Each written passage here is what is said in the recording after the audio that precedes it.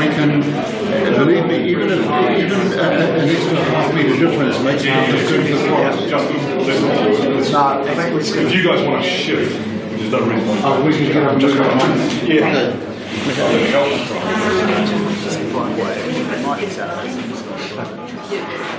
Yeah. Yeah, thanks for that. Even I read those signals. Yeah. Just in case. Are we allowed humour? Sorry? Are we allowed humour? Yes. Oh shit, you shouldn't say that. I can do humour. Yeah.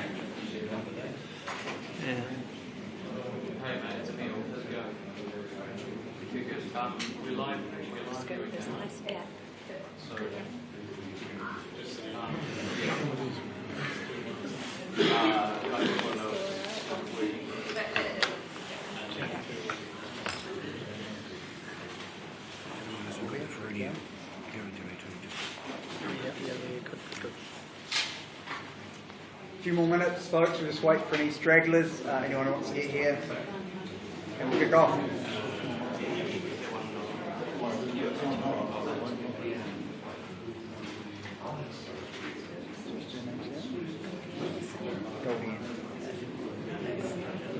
Oh, that's all right. I think you're right. I was telling you everybody else's surname. So.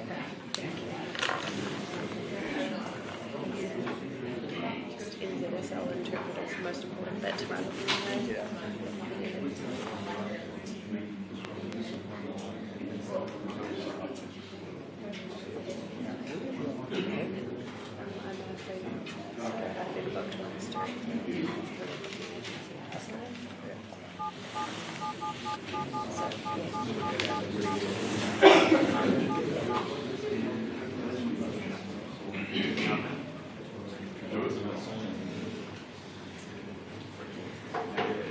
Right, I think we're all here. We'll kick things off.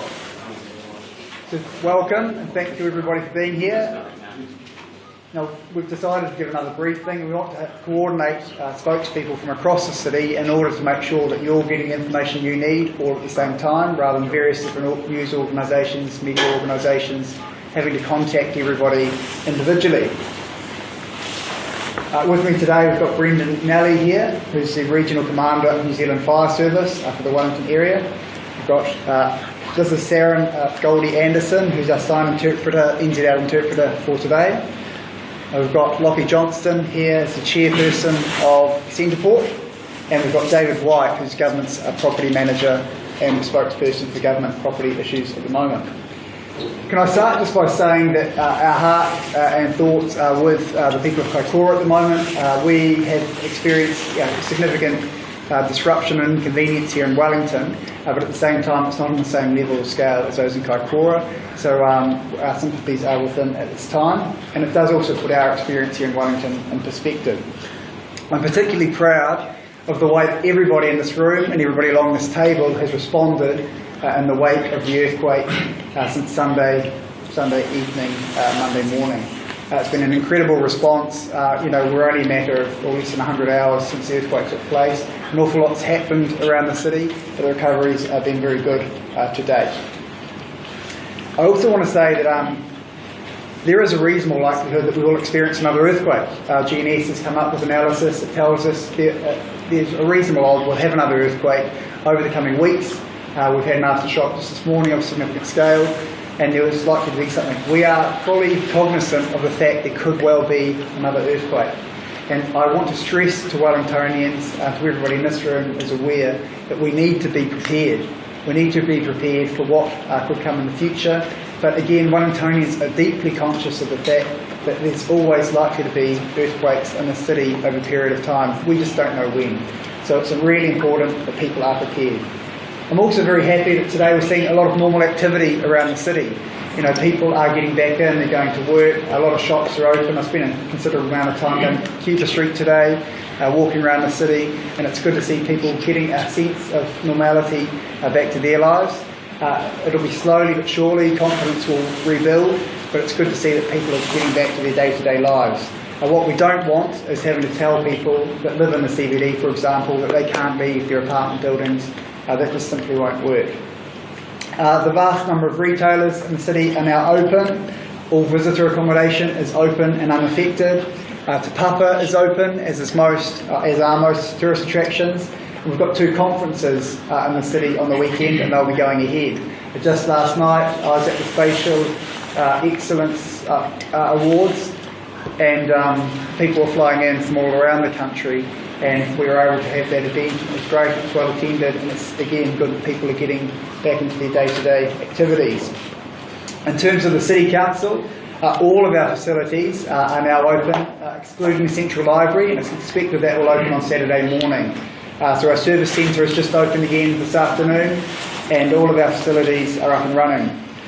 In terms of services, rubbish, drinking water, stormwater, recycling, roads, pools and recreation centres are continuing to run. So that's again good news. So most of the city is safe and operable, but we do have some buildings that we do want to talk to you today about, so you've got the most current information. I just want to reflect as well upon the building code and the quality of the buildings in the city, but we do have 500 to 600 buildings that are earthquake prone. We're keenly aware of that. For the most part, those buildings have performed really well during the earthquake. We are going to have to do some more work over time to make sure we bring the entire city's buildings up to street, and again, we're keenly aware of that. Now I'm going to ask each of the members here of the panel to have a brief overview of the work they've been doing. So I'll ask Brendan Nally to speak first on behalf of the New Zealand Fire Service.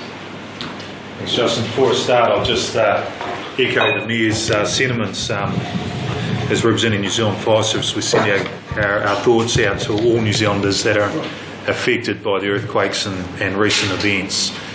New Zealand Fire Service is using normal operational staff, support staff and our specially trained USAR technicians to support operations throughout the top half of the South Island and the bottom half of the North Island. Our people are doing a fantastic job working out our main mission, which is making New Zealand a safe place to live, and we're working hard to do that.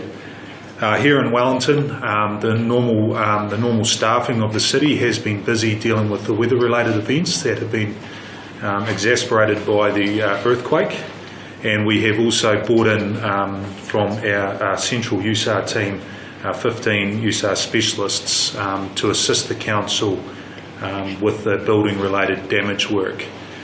It's our job to be there to assist the council, who have done a fantastic job in getting around assessing the buildings and reacting quickly to the threats as they come to our awareness.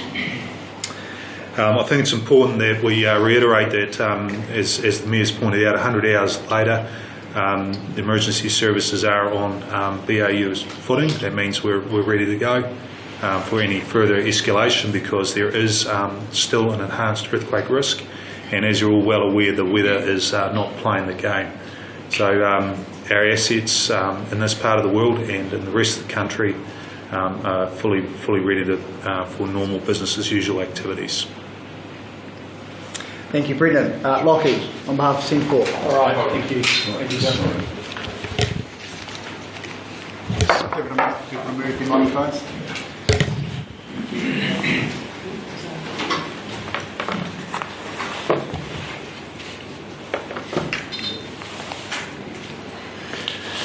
All right, firstly I'd like to echo the Mayor's sentiments regarding the challenges that we have as a nation on the back of this significant earthquake event. I also appreciate that people will have lots of questions about what's happened, why it has happened, and please be assured that we're working to find answers. Our emergency response team has been working around the clock with agencies, customers, stakeholders within the wider community to assess the damage to the wharves and roadways at Centerport. This has been a significant event, and we are working tirelessly. We've got a big team on the ground who have been working since probably about 12:30 on Monday morning to get a better understanding of the implications of the event at 12:02. Whilst we've been working through these challenges, our key focus has been on getting the port up and running. Centerport is a key infrastructural asset in the lower North Island and is the only linkage other than coastal shipping for the North and South Island. our focus has been on restoring services, and we have made significant progress in the 100 hours since the event. On Monday afternoon, we resumed ferry operations, albeit at a reduced rate, but I'm pleased to say this afternoon the Blue Bridge Feronia is back in service as well. We have a tanker on the berth at Seaview, allowing the Wellington region to have some fuel so we can get back to normal. The Burnham Wharf is open, and amongst all these actions, we have also had the railway line into the port has resumed, and we are now able to get some containers off the port and out to the importers and exporters of the Lower North Island. We have sustained damage to the port, to our wharves, to our buildings, and also to the sealed area that we operate our log and container areas. And at the moment we have experts providing us with detailed analysis as best they can to understand what the implications of the damage is. Now, we also need to be mindful that on Monday afternoon the weather was not significant. We're trying to assess the impact of the earthquake on our wharves, and that requires people to hop into boats and to work their way through underneath the wharves, and we can only do these. We can only undertake these observations in a safe manner. The weather is a challenge for us. It has been a challenge. We've had a little bit of sunshine over the last day or so, but as you can see from outside, that's changed and changing quickly. So we're working to do that. In terms of our property assets, and there's indeed been a lot of speculation around the statistics building, and I'll get to that in a minute. I'll give you an update on that. We can confirm that our other three main buildings, which are BNZ, the Custom House building and Shed 39, have behaved in a manner that is expected by our engineers. There has been some damage in Shed 39, but it is not significant. The BNZ has responded very well to the challenges, and our tenant has been very understanding of the impact of the earthquake, and they are aiming to get back in the building as soon as possible. Custom House building, that is in a similar situation. The speculation around the Stats building and the initial assessment that it had pancaked is not correct. There has been a situation where the floor sections of the building have separated away from the beams within the building. This has happened in isolated areas of the building, and I really need to reiterate how fortunate we were that this occurred in the middle of the night.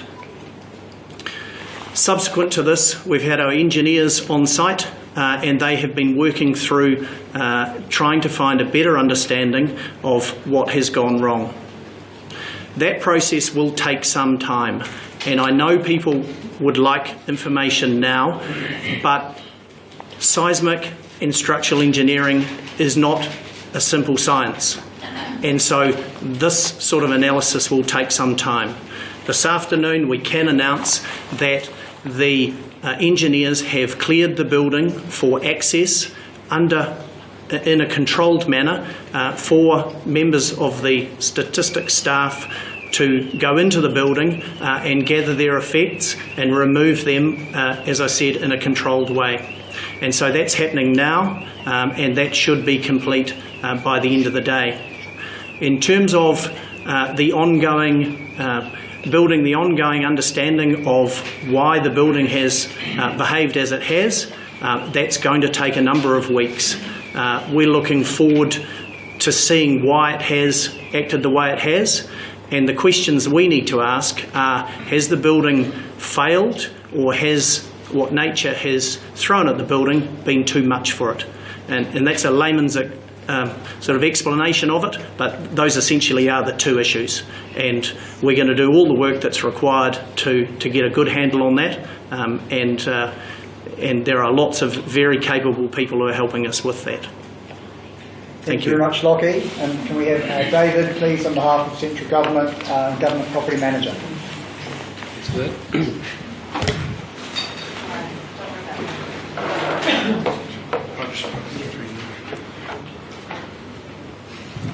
Welcome everybody. I'm David White from the Government Property Group. I'd like to acknowledge everybody that's worked over the last few days to help us through this issue. The Government Property Group is the main property manager for the occupied properties of the government, not the regulatory side, but the occupied properties. At the moment, we're undertaking a coordination role for those agencies in Wellington that are affected, providing temporary accommodation if needed, but helping them out with coordination. Our priority is the protection of the public and our staff and occupants of the buildings. We'll be taking a very conservative approach, checking all of the buildings before we go into them, making sure they're signed off by engineers, and making sure that all of the clean-up is underway. The vast majority of our buildings perform very, very well. We're either already in them or in the process of getting them signed off, cleaned up and back in. We have more than 100 buildings in Wellington, 26,000 public servants. We're generally about 40% of the city. Of all of our buildings, we know 2 have structural damage. The Stats building, which we've just talked about, and the NZDF building, which is still being assessed. We do have a few more assessments to come in, but the vast majority are fine, and we have temporary accommodation for Stats New Zealand staff and NZDF staff in the meantime, and we'll be staying in town, and it's business as usual from our point of view. Thanks very much, David. Just going to talk briefly about the buildings and make an announcement around some consent processing which we're going to implement to help with building owners who do need to make repairs. So I just want to reiterate the point as well. We've got thousands of buildings in the city.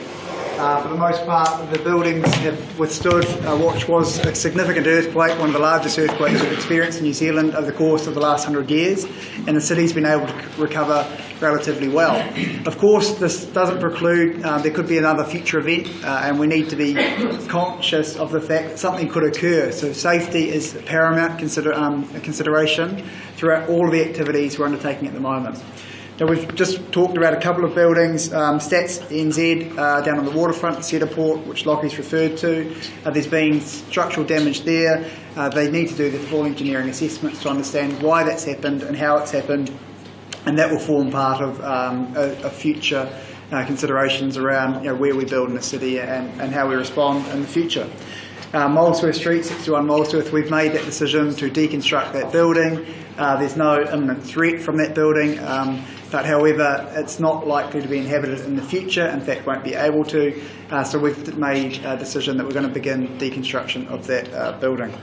I also want to acknowledge there's a building, a Reading car park, so we have had information, and again this is how the system works. We have gone out to building landlords and we've said to them, we want you to go out and independently assess all of your buildings and tell us what the likelihood is that they're, or give them the all clear, or tell us if there's work that needs to be done, if there's structural damage.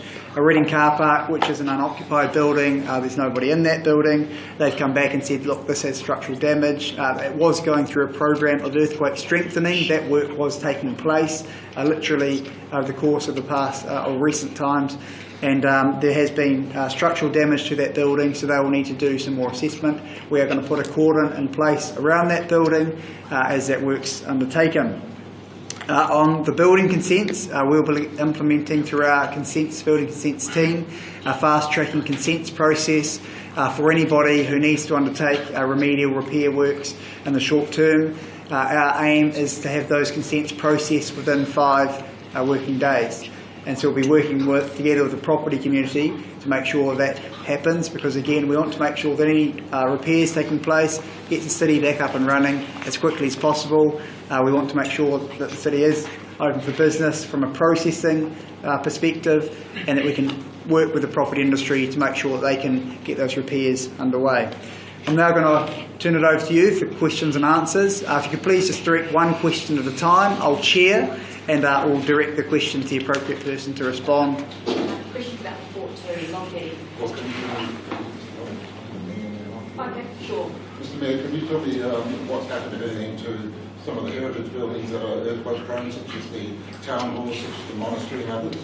Again, no new information on that. The town hall, we're not expecting, we've got to go in and do a full independent engineering assessment. There's no indication of any external damage whatsoever, so we'll get in and have a good look and do the engineering report for that. It's not a primary concern at the moment because, again, that building is not tenanted. There are no people in it and no people expected to go back into it in the short term regardless as we work through the earthquake strengthening of it.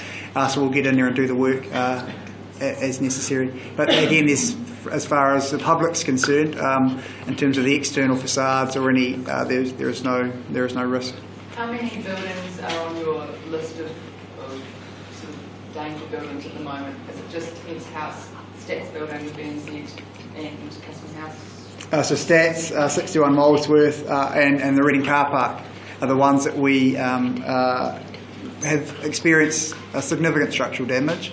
And where we want to do some more work, obviously more work will need to be done. There's just 3, but none of those were on your earthquake-prone list, of which you've got about 500. So yeah, I think close to 600 buildings on the earthquake-prone list, and the absolute majority of those have seemed to have at this stage come through the earthquake relatively unscathed. As engineers go through on behalf of building owners and do their internal inspections, there's a likelihood that we may have more buildings that come up, but at this moment it's just that small number.